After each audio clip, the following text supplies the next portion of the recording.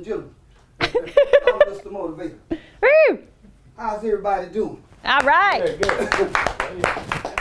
Y'all know that laughter is good medicine? Yeah. I think the problem today is we just don't have enough people that appreciate laughter.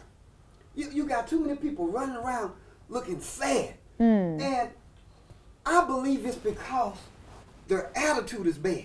So you got to have a good attitude to laugh at yourself. See, I laugh at myself and I laugh at my family. And I hope y'all didn't laugh at my friend Flavor Flav. I think he's so cool. But we got to appreciate where we came from. And if you don't appreciate where you came from, you won't be able to laugh. Now, we all have had humble beginnings. I look at everybody out here. It bothers me when I see a lot of our youth complaining. Mom, Dad, you didn't get that electronic game that I wanted. It only cost $3,042.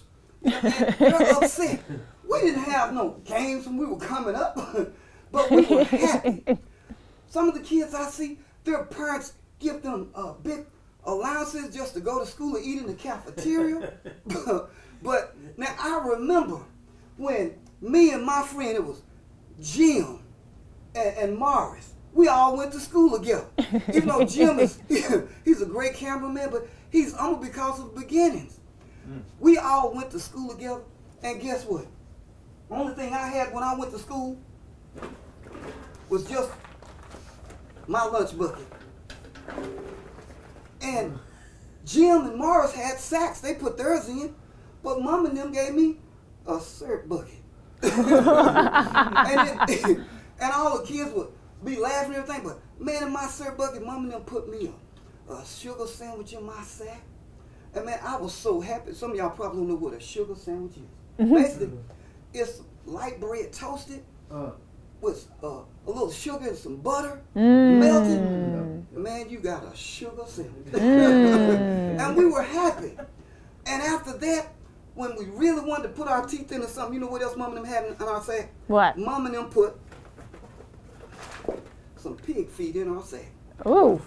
I mean, who wouldn't want to have some delicious pig feet? Oink, oink. I mean, look, when you eat those pig feet, it's the grease that's so awesome. It gets all over your face.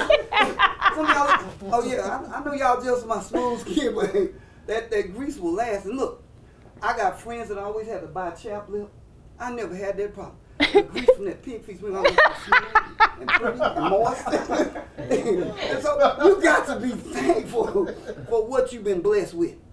There's just too many people that's ungrateful. Now, what I really like is that we got to look at life and see it as an opportunity and not give up. We came from a family. Our family had a lot of people that had this, a lot of people call it stuttering problems. We call it speech impediment.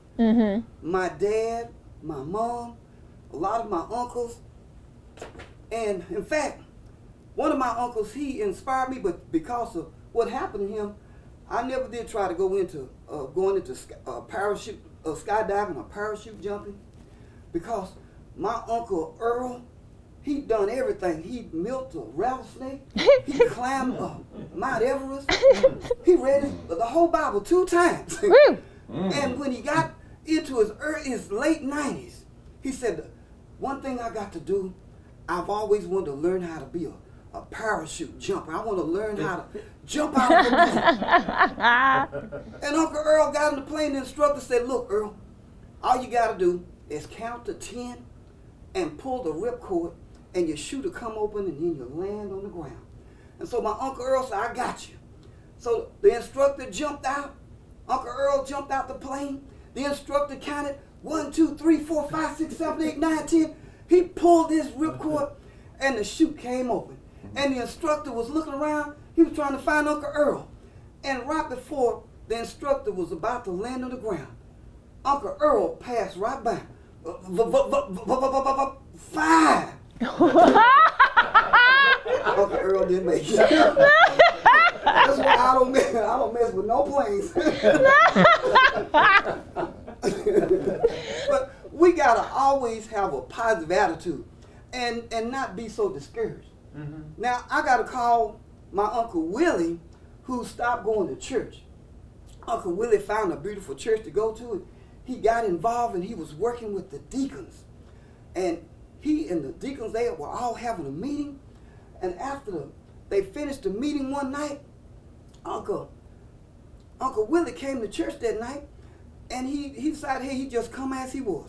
So he and the brothers grabbed their hands, and they prayed and bowed their heads. And then all of a sudden, the pastor and one of the brothers looked over down at Uncle Willie's feet. Oh, Willie, those some pretty black alligator shoes you got on there, brother. Uncle Willie said, hey, I ain't got no shoes on, I'm barefooted tonight. Uncle Willie's feelings. Hey, look, you're not laughing at Uncle Willie's feet, are you? Oh, yeah. Oh, yeah. But we got to always look at life and have a positive attitude. That's why I'm here. I want to motivate you into laughter. We can learn from everything. You know, in fact, on the way over here tonight, I saw some chickens, a bunch of them. They stopped and crossed the street right in front of me. I slammed on my brakes. I looked at my wife and said, what's going on here? And all these chickens crossed the street, and they went right down an alley right beside the church. And I asked my wife, I said, you know what kind of chickens those were? She said, yeah, honey, those were church's chickens.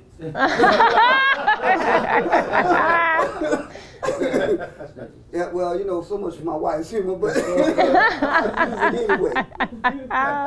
Life is about learning to appreciate every struggle that you have. We all have struggles and setbacks, but it's how you look at it. It's what you do to accept that challenge. Do you deal with it, or do you let it deal with you? Oh, wow, man, excuse me. Oh, I'm sorry, I spent the night with one of my cousins, and they got some big roaches over there. Oh! I'm not going to spend the night.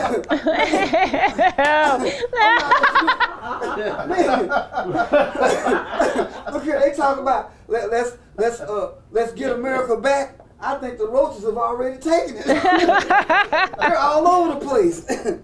Now, we look out, we see our beautiful audience, man.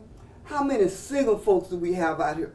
Oh, we see a young lady. Are you not single, young lady? No, sir. Well, I was just fixing to say, if you're single, life can be beautiful if you just have a great attitude. Woo! And go out. I got my cousin, Lil John. He lives in South Dallas. And he's looking for a good Christian girlfriend. And he's got his own business. He's so cool.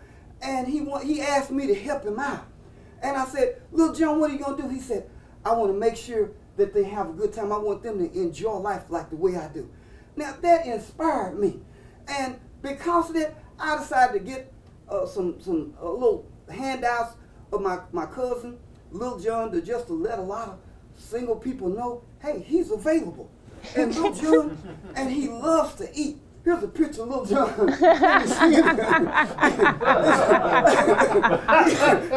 He went out to grab a hamburger. Look at the excitement, the enthusiasm when he bites that burger. Now, what young lady wouldn't want to be married to a man that's going to make sure that all her needs are met, especially when it comes to chicken, pork chops, beef, and all that good stuff. Speaking of food, I grew up in a family of a lot of preachers. All my uncles were preachers. There were so many preachers in the family. And back in where we lived in the country, they called it hacking preachers. And one day I heard the preacher, he was preaching, Peter hack. He walked out on the water. And I tell you, you got to get right in order to be right so you can live right.